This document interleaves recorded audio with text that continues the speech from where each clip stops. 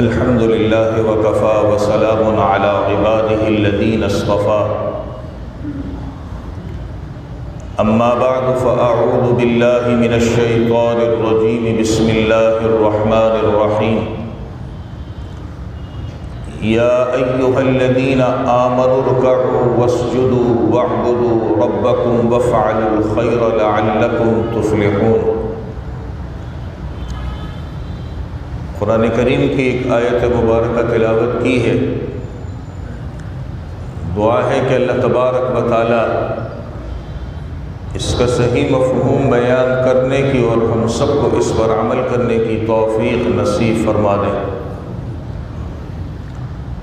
گزشتہ جمعے بھی اس آیت پر بات کی تھی۔ پروردگار عالم فرماتے ہیں اے ایمان والو، رکوع کرو اور سجدہ کرو اور اپنے پروردگار کی بندگی کرو۔ گزشتہ جمعے رکوع کے متعلق تفصیل سے بات ہوئی تھی۔ حضرت صلی اللہ علیہ وسلم کے فرمان کے مطابق جس کا رکوع اور سجدہ ٹھیک نہیں اس کی نماز ہی نہیں۔ دوسری حدیث میں فرمایا کہ جس کا رکوع اور سجدہ ٹھیک نہیں اللہ تعالیٰ اس کی طرف اپنی نظر رحمت نہیں فرماتا۔ رکوع میں جانا اور رکوع سے اٹھنا، اس پر گزشتہ جمعے تفصیل سے بات ہوئی ہے۔ ایک بات، جب رکوع سے اٹھتے ہیں تو سمع اللہ لمن حمدہ کہہ کر اٹھتے ہیں۔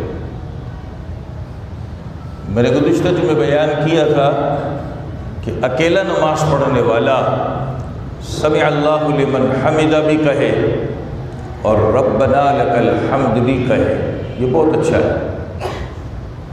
لیکن امام کے پیچھے نماز پڑھنے والا دونوں بھی کہہ سکتا ہے، اور امام سمع اللہ لمن حمدہ کہہ رہا ہے تو مقتدی ربنا لک الحمد صرف کہہ سکتا ہے۔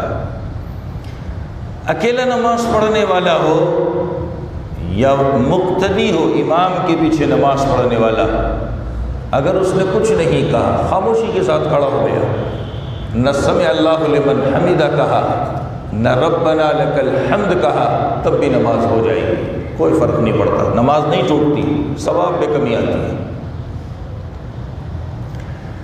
ربنا لک الحمد یہ بہت اونچا کلمہ ہے۔ حدیث پاک میں آتا ہے جب اس کے کہنے کا وقت آتا ہے اس وقت فرشتے بھی یہ کلمہ کہہ رہے ہوتے ہیں، اور اللہ کے نبی نے فرمایا کہ جس انسان کا کہنا فرشتوں کے کہنے کے ساتھ مل گیا، اللہ اس کے پچھلے گناہ معاف فرما دیتا ہے۔ بظاہر کتنا چھوٹا سا کلمہ ہے، ربنا لک الحمد، لیکن اللہ کو اتنا پسند ہے کہ اللہ نے فرشتوں کو کہنے پر لگا دیا۔ اس وقت فرشتے کہہ رہے ہوتے ہیں، اگر بندے کا کہنا فرشتوں کے کہنے کے ساتھ مل جاتا ہے، اللہ کے نبی نے فرمایا فَإِنَّهُ مَنْ وَافَقَ قَوْلَهُ قَوْلَ الْمَلَائِكَةِ غُفِرَ لَهُ مَا تَقَدَّمَ مِنْ ذَنْبِهِ۔ انسانوں کا کہنا فرشتوں کے کہنے کے ساتھ مل جاتا ہے، اللہ اس کے پچھلے گناہ معاف فرما دیتے ہیں۔ ہمیں سوچنا یہ ہے کہ ہمیں اس کے کہنے کا بھی خیال رہتا ہے کہ نہیں رہتا۔ یہ فضیلت تو دور کی بات ہے، یعنی ہماری غفلت اتنی ہے، ہماری کوتاہی اتنی بڑی ہے، ہمیں تو کہنا ہی یاد نہیں رہتا کہ اس کو کہہ لیں۔ وہی بات جو میں کئی جمعوں سے دہرا رہا ہوں، ہم نماز اللہ کی محبت میں نہیں پڑھتے، ہم نماز اپنے سر سے ایک بوجھ ٹالنے کے لیے پڑھتے ہیں، اس لیے ہماری نماز ہم کو بناتی نہیں ہے۔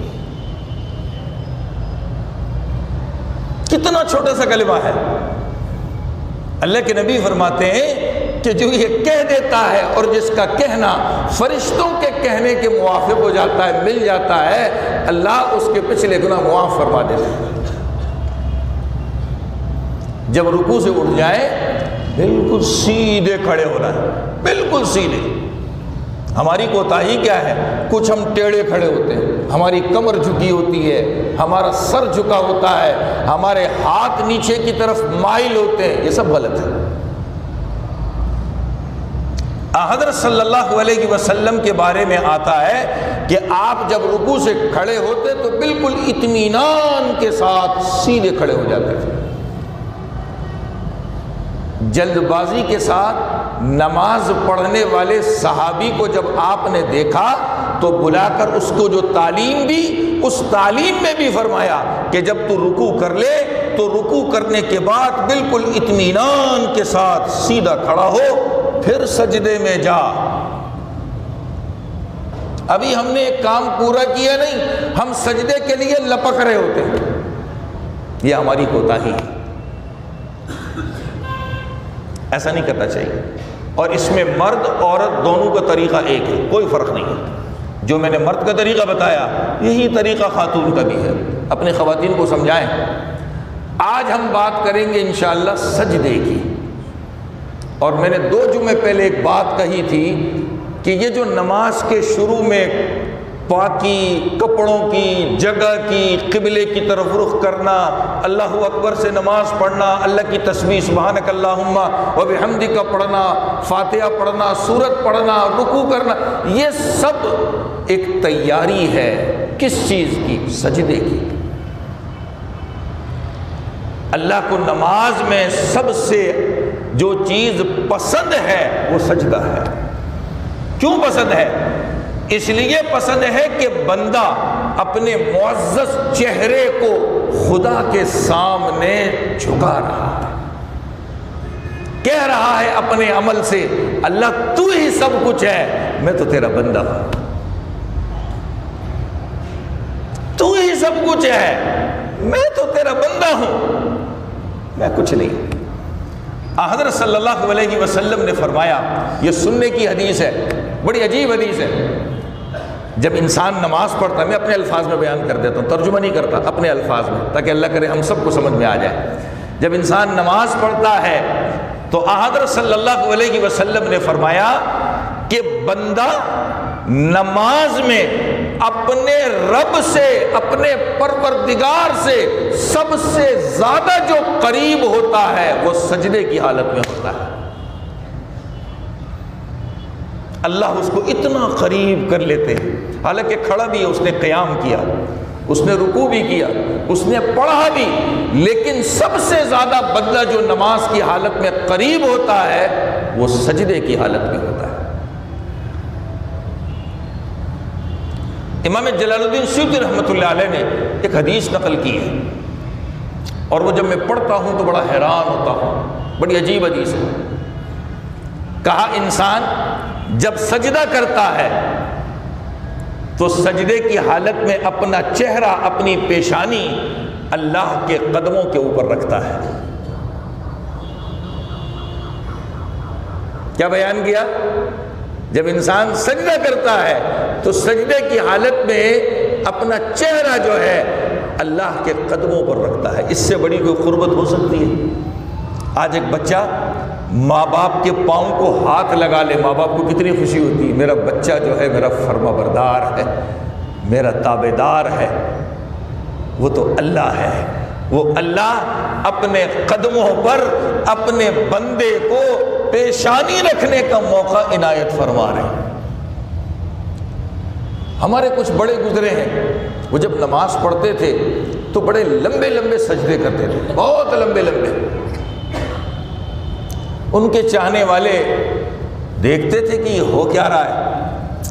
آخر ایک نے ایک دن پوچھ لیا، کہنے لگے کہ کیا بات ہے کہ آپ جب سجدہ کرتے ہیں تو بڑا لمبا سجدہ کرتے ہیں؟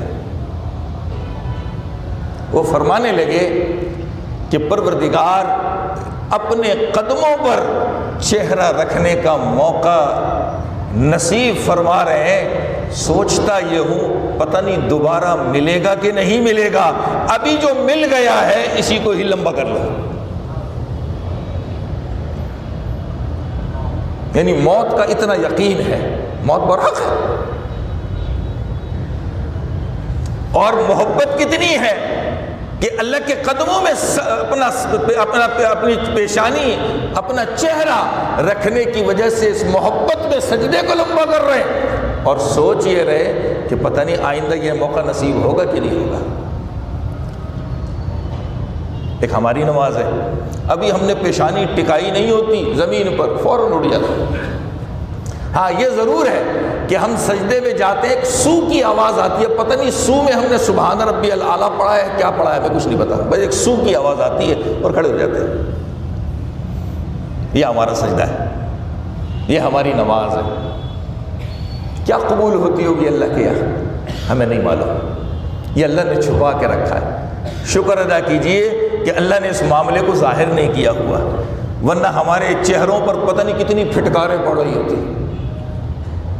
ہاں یہ ضرور سمجھا دیا، ایک حدیث میں آتا ہے، میں اس کو مفہوم عرض کر رہا ہوں، جب بندہ رکوع سجدہ صحیح نہیں کرتا، نماز ٹھیک نہیں پڑھتا، تو فرشتوں کی ڈیوٹی اللہ نے لگائی ہے کہ وہ بندوں کے اعمال اوپر لے کے جاتے۔ قرآن میں ہے پارہ 22 سورہ فاطر، الیہ یصعد الکلم الطیب والعمل الصالح یرفع، بندے کے اچھے کلمات، نیک اعمال یہ اوپر اٹھائے جاتے ہیں، یہ ڈیوٹی ہے فرشتوں کی۔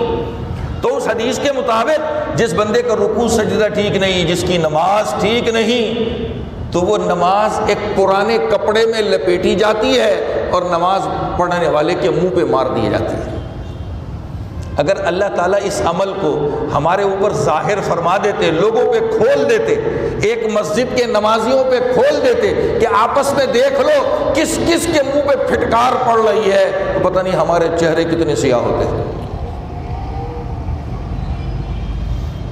ہمارے چہرے کتنے سیاہ ہوتے۔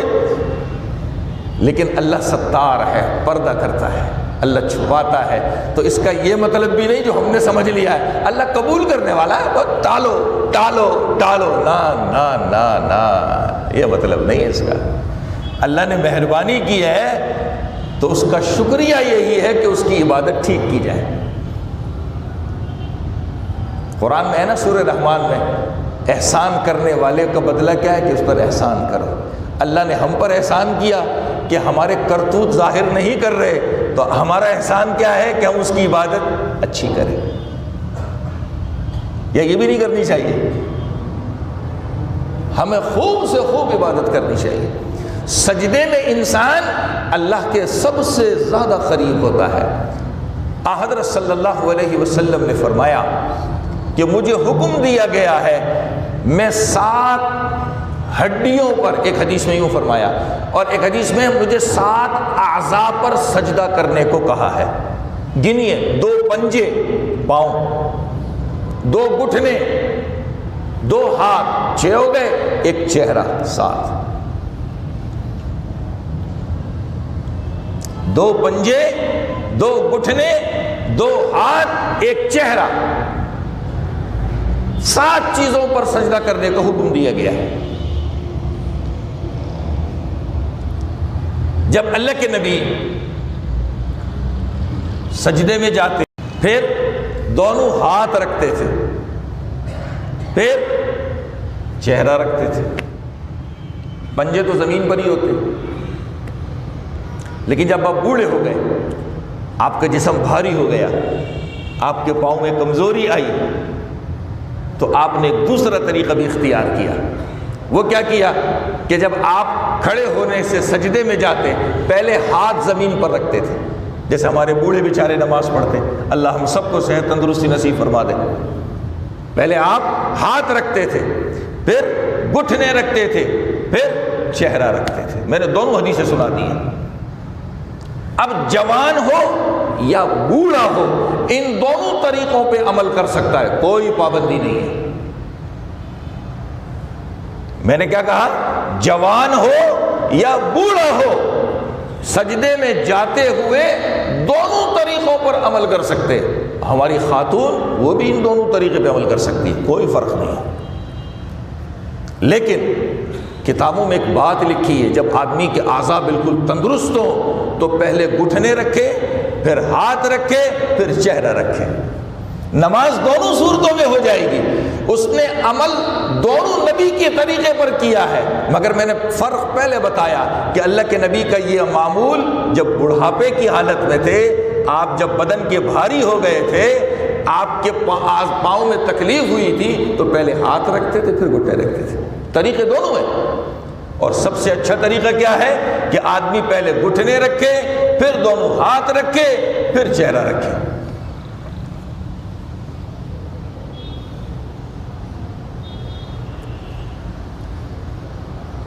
حضرت صلی اللہ علیہ وسلم جب سجدہ کرتے تھے تو یہ اپنی پیٹھ یہ زمین کی طرف جھکاتے نہیں تھے۔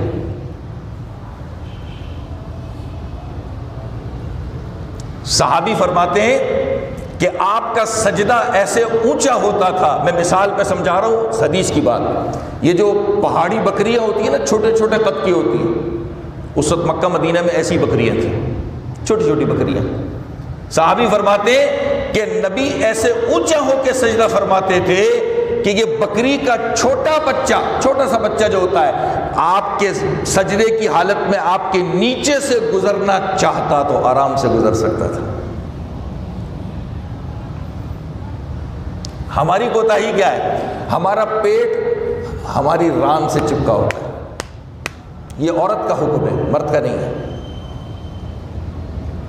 حضرت صلی اللہ علیہ وسلم جب سجدہ کرتے تو اپنی دونوں کوہنیاں جو ہیں اپنی اس پسلیوں سے دور رکھتے تھے۔ ایک حدیث میں آتا ہے، اور اس حدیث کو یوں سمجھیے کہ جب آدمی نے قمیض نہ پہنی ہو، چادر پہنی ہو، چادر اوڑھی ہو، قمیض نہ ہو، چادر اوڑھی ہو اوپر قمیض کی جگہ پر، جب سجدے میں جائیں تو حضرت صلی اللہ علیہ وسلم اپنی کوہنیاں اپنے سینے پسلیوں سے اتنی دور رکھتے تھے، صحابی فرماتے کہ اگر میں آپ کے بغل کو دیکھنا چاہتا تو آرام سے دیکھ سکتا تھا۔ چادر میں نظر آ جاتی ہے، قمیض میں نظر نہیں آتی۔ جب چادر جیسے احرام پہنتے ہیں، چادر میں جب آدمی سجدے میں جاتا ہے تو اللہ کے نبی اپنی کوہنیاں اتنی دور رکھتے تھے کہ میں آپ کی بغلوں کو آرام سے دیکھ سکتا تھا۔ ہم کیا کرتے ہیں؟ ہم پسلیوں سے چپکا دیتے ہیں یا ران سے چپکا دیتے ہیں۔ اور تیسری بڑی غلطی، غور سے سنیے گا، کبھی ہم اپنے پورے ہاتھ کوہنی کو زمین پر چپکا دیتے ہیں۔ اس کو حدیث میں اللہ کے نبی نے فرمایا کہ تم سجدے میں اپنے ہاتھوں کو کتے کے پاؤں کی طرح، کتے دونوں پاؤں آگے نکال دیتا ہے، وہ زمین پہ بچھا دیتا ہے۔ نبی نے فرمایا کہ اپنے ہاتھوں کو سجدے میں کتے کے پاؤں کی طرح بچھا کر نہ رکھو۔ ہماری کتنی بڑی کوتاہی ہے نا، ہم سجدے میں جا کے کیا کر دیتے ہیں؟ اپنے ہاتھ کوہنیوں سمیت زمین پر چپکا دیتے ہیں۔ ادھر نبی کسی سے تشبیہ دے رہے ہیں، جیسے کتا دونوں ہاتھ آگے کر کے بیٹھتا ہے، ایسے سجدے میں ہمارے ہاتھ زمین پر ٹک جاتے ہیں۔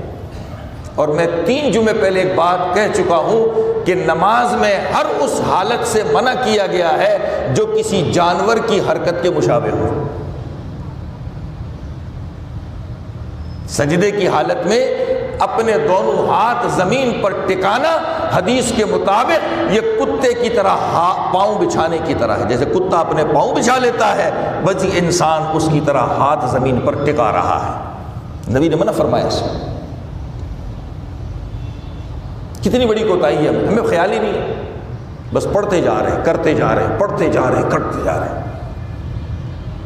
اس کی پریکٹس کرنی پڑے گی، اس کو سیکھنا پڑے گا۔ دنیا کا ہر کام ہم سیکھ کے کرتے ہیں، وہاں اپنی لالچ ہے تو اللہ کی بندگی ایسے ہی کریں گے۔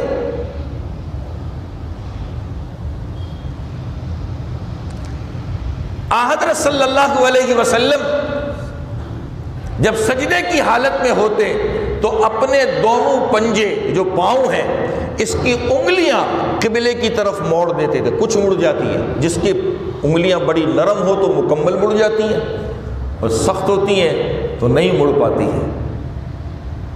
ہر انسان ایک جیسا تو نہیں ہے، لیکن اللہ کے نبی کا عمل کیا تھا کہ آپ سجدے کی حالت میں اپنے پاؤں کی انگلیاں قبلے کی طرف موڑ دیتے تھے۔ ہماری کوتاہی کیا ہے؟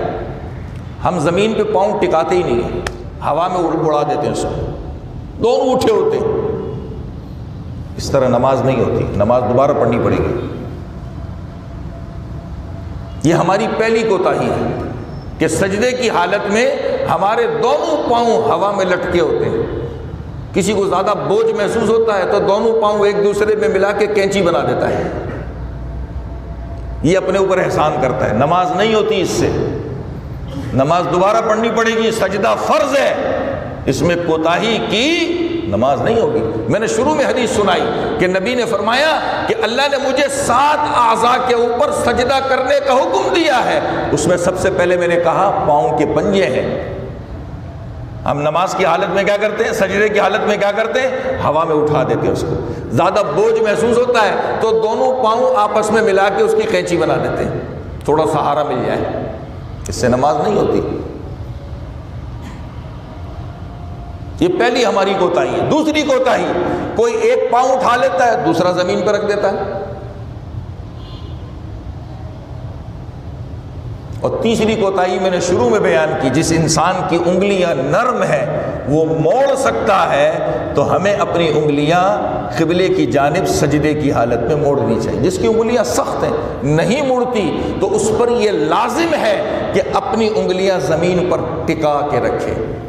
میں ایک چھوٹا سا اصول سمجھا دیتا ہوں جو ان احادیث سے علماء نے نکالا ہے تاکہ ہماری نماز بچ جائے، ہماری نماز بچ جائے، خراب نہ ہو کہ ہمیں دوبارہ پڑھنی پڑے۔ وہ اصول کیا ہے؟ آدمی جب سجدے میں ہو، سجدے میں سب سے آخری درجہ کہ جس کے بعد نماز قبول نہیں ہوگی، ایک انگلی کم از کم زمین پر ٹکانا ضروری ہے۔ یہ آخری درجہ ہے۔ اب سمجھ جائیے کہ اگر ایک انگلی بھی زمین پر نہیں لگی تو نماز ہی نہیں ہوگی۔ اور سجدے میں کتنی دیر ٹکانا ضروری ہے وہ بھی اصول سمجھ لیں۔ جتنی دیر میں ہم یہ پڑھ سکے، سبحان اللہ 1، سبحان اللہ 2، سبحان اللہ 3۔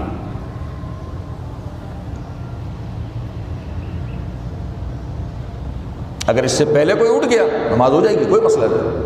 لیکن اگر سجدہ کر رہا ہے تو اتنی دیر اس کو یہ ایک انگلی کم از کم ٹکانا ضروری ہے، اس کے بغیر نماز نہیں ہوگی۔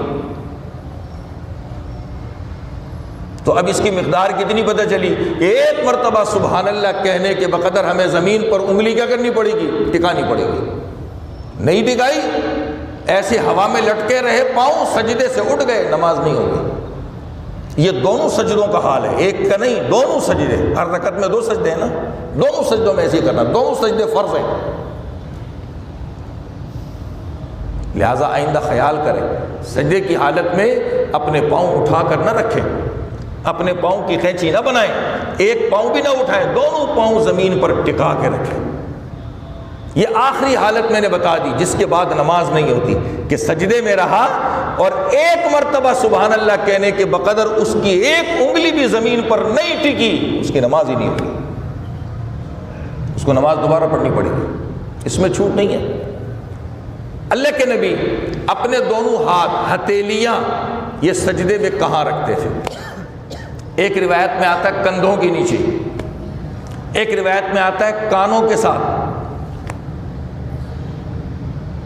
تو اگر ہم اپنے ہاتھ ایسے بنا لیں کہ اپنے ہاتھ کی انگلیوں کا کچھ حصہ کانوں کے ساتھ آ جائے اور کچھ حصہ کندھوں کے ساتھ آ جائے، دونوں حدیثوں پہ عمل کرنے والے ہو جائیں گے، زیادہ ثواب ملے گا۔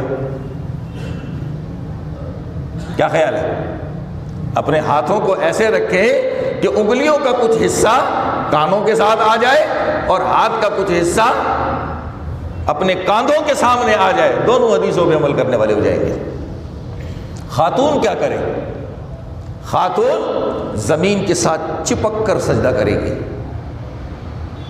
اپنا پیٹ اپنی ران کے ساتھ ملا لے گی، درمیان میں فاصلہ نہیں ہوگا، مرد کی طرح سجدہ نہیں کرے گی، میں گزشتہ جمعے اس سے پیوستہ بھی کہہ چکا ہوں، آج لوگوں کو دھوکہ دیا جا رہا ہے، کہتے ہیں مرد عورت کی نماز میں کوئی فرق نہیں ہے، تو میں نے کہا آپ کو سادہ جملہ سکھا دیا ہے، تو حدیث میں جو حکم دیا ہے کہ نماز پڑھاؤ، اس میں عورت بھی شامل ہے، عورت کو مصلی پہ کھڑا کرو،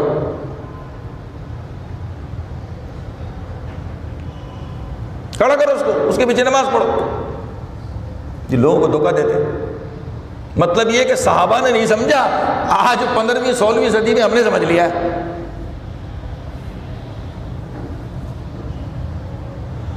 عورت اپنا پیٹ جو ہے اپنے ران کے ساتھ چپکا دے گی اور اپنے ہاتھ زمین پر بچھا لے گی، اس کے حکم میں یہ نہیں ہے کہ وہ ہاتھ اونچے کرے، جیسے ابھی میں نے مردوں کے لیے بتایا کہ کتے کی طرح ہاتھ بچھانا ہے، یہ مرد کا حکم ہے، عورت کا نہیں ہے۔ میں آپ کو ایک حدیث بتا چکا ہوں، نبی نے فرمایا کہ عورت کے لیے یہ ہے کہ پوری نماز کیسے پڑھے، سمٹ کر پڑھے، اس کا سمٹنا یہی ہے کہ اپنا پیٹ بھی چپکا لے، اپنے ہاتھ بھی چپکا لے۔ ایک حدیث میں اللہ کے نبی نے سب سمجھا دیا عورت کو، اپنی خواتین کو سمجھائیں۔ باقی سجدے کے اندر تسبیح گزشتہ جمعے بھی عرض کر چکا تھا، جب قرآن کریم کی آیت نازل ہوئی سبح اسم ربک الاعلی، تو اللہ کے نبی نے فرمایا اس کو سجدے میں رکھو، اور ہمیں سجدے کی تسبیح کیا ملی؟ سبحان ربی الاعلی۔ وہی مسئلہ جو گزشتہ جمعے عرض کیا تھا، کبھی انسان بے خیالی میں رکوع والی تسبیح سجدے میں پڑھ لیتا ہے، سجدے والی رکوع میں پڑھ لیتا ہے، کوئی نماز میں خرابی نہیں آئے گی، نماز ہو جائے گی، نہ سجدہ سہو لازم ہوگا، کچھ بھی نہیں ہے۔ کتنی چھوٹ ہے ہمارے لیے، کتنی آسانی ہے ہمارے لیے، کتنی آسانی ہے۔ رکوع کی تسبیح سجدے میں پڑھ لی، سجدے کی تسبیح رکوع میں پڑھ لی، کوئی مسئلہ نہیں۔ کم از کم 3 مرتبہ ہمیں نوافل آپ پڑھیں، خوب لمبے لمبے پڑھیں، اس میں یہ تسبیح بھی خوب زیادہ پڑھیں، 3 5 7 9 11، لیکن ہم نے پڑھنی طاق عدد میں۔ یہ گزشتہ جو میں عرض کر چکا ہوں، جب سجدہ کر لیا، اچھا اب کسی نے سجدے کے اندر تسبیح نہیں پڑھی، خاموش بیٹھے سجدہ کیا، تب بھی نماز ہو جائے گی، تب بھی نماز ہو جائے گی، ثواب میں کمی آئے گی، ثواب میں کمی آئے گی، مگر نماز خراب نہیں ہوگی۔ جب سجدہ کر لیا، اب اطمینان سے بیٹھنا ہے، اطمینان سے بیٹھنا ہے۔ ہماری کوتاہی کیا ہے؟ ہم آدھے سجدے میں ہوتے ہیں، آدھے اٹھے ہوئے ہوتے ہیں، وہیں سے دوسرے سجدے میں چلے جاتے ہیں۔ کوئی اگر اٹھ بھی جاتا ہے، مہربانی کر لیتا ہے، تو تھوڑا سا زمین پہ ٹکا ہوتا ہے، مگر اپنی گردن، اپنا سر، اپنی پیٹھ کچھ اس نے سجدے کی حالت میں جھکائی ہوتی ہے، وہیں سے دوبارہ چلا جاتا ہے۔ سب غلط ہے۔ پتہ نہیں کتنی جلد بازی میں ہم نماز پڑھتے ہیں، کتنی دیر بالکل سیدھا بیٹھنا ہے، ایک سبحان اللہ کے بقدر، جتنی دیر میں ایک سبحان اللہ کہا جاتا ہے، اتنی دیر آپ نے بالکل اطمینان سے سیدھا بیٹھنا ہے۔ کیسے بیٹھنا ہے؟ کہ آپ کے جسم کے جتنے اعضاء ہیں اپنی جگہ پر آ جائے، وہ جھکے ہوئے ٹیڑھے نہ ہوں۔ اللہ تعالیٰ ہمیں موقع دیتا ہے، ہم گنوا دیتے ہیں، ضائع کر دیتے ہیں۔ حضرت صلی اللہ علیہ وسلم سے ایک سجدہ کرنے کے بعد بیٹھنا، اس میں ایک دعا ہے اور بڑی مختصر ہے۔ کیا ہے؟ رب اغفر لی، اور ایک حدیث میں اللہم اغفر لی، اے اللہ مجھے معاف کر دے۔ کتنی پیاری دعا ہے، کم از کم اس کو تو پڑھ لیا کریں۔ ویسے تو اللہ کے نبی نے اس بیٹھنے کی حالت میں لمبی لمبی دعائیں بھی پڑھی ہیں، مگر ہمارے پاس ٹائم نہیں ہے نا، بہت مصروف لوگ ہیں، اور ہماری مصروفیت صرف فضول گپے ہیں اور موبائل ہے، اس کے علاوہ کوئی مصروفیت نہیں ہماری۔ ٹائم پاس جس کو کہتے ہیں، ٹائم ضائع کرنا، اس کے لیے بہت ٹائم ہے، مگر اللہ کی عبادت کے لیے ہمارے پاس ٹائم نہیں ہے۔ بڑے ظالم لوگ ہیں ہم لوگ، بہت ظالم لوگ۔ تو حضرت صلی اللہ علیہ وسلم سے مختصر پڑھنا بھی ثابت ہے، اللہم اغفر لی یا رب اغفر لی پڑھیے، پھر آپ دوسرے سجدے میں جائیے۔ لیکن ہماری خرابی یہ بھی ہے نا کہ ہم یہ تکبیریں اور یہ پڑھنا بھی چلتے پھرتے کر رہے ہوتے، اس کی جگہ پہ نہیں کر رہے ہوتے۔ لگتا ہے میری بات سمجھ نہیں آئی ہوگی۔ اب جیسے میں اللہ اکبر کہہ کے سجدے میں جانا ہے تو اللہ اکبر تو ہم نے پہلے کہہ دیا، اب سجدے میں جانا شروع کیا، اب جیسے ہم نے جانا شروع کیا ہمارے منہ سے سو سو سو سبحان سبحان سبحان نکل رہا، حالانکہ کب ہے؟ جب پیشانی ٹکا دے تب جا کے سبحان رب الاعلیٰ پڑھو، ابھی ہم آدھے ٹیڑھے وہیں سے سو سو سو سو نکلنا شروع ہو جاتا ہے، اب اس تسبیح کو اس کی جگہ پر نہیں پڑھ رہے ہوتے۔ ایسے ہی سجدے سے اٹھنا ہے تو سجدے کی حالت میں تو اللہ اکبر کہہ دیا، ابھی اٹھنا شروع کیا وہیں کہہ دیتے رب اغفر لی، تو کہتے میرا کام تو ہو گیا، چلو دوسرے سجدے میں چل پڑو۔ حالانکہ کہنا کب ہے؟ جب اطمینان سے ہم بیٹھ جائیں تب یہ دعا پڑھنی ہے، پھر اللہ اکبر کہہ کر کے دوسرے سجدے میں جانا ہے۔ کتنے ظالم لوگ ہیں نا، وقت سے پہلے ہم کام کرتے ہیں، بڑے اچھے کہنا چاہیے لیکن عبادت میں اچھا نہیں ہے یہ۔ باقی جو وقت سے پہلے ہمیں کام کرنے ہو تو الحمدللہ وقت گزرنے کے بعد ہی کرتے ہیں، فیشن ہے نا ہمارا، اس کو ہم نے عبادتوں میں لگا دیا، اور عبادت جو اطمینان سے کرنی ہوتی ہے وہ اس کو ہم نے اپنے کاموں میں لگا دیا، سارے کام الٹے کر دیے ہم نے۔ اللہ تعالیٰ ہمیں صحیح سمجھ عطا فرما دے اور ٹھیک عبادت کرنے کی توفیق عطا فرما دے۔ مزید تفصیل انشاءاللہ آئندہ جمعہ کی جائے گی۔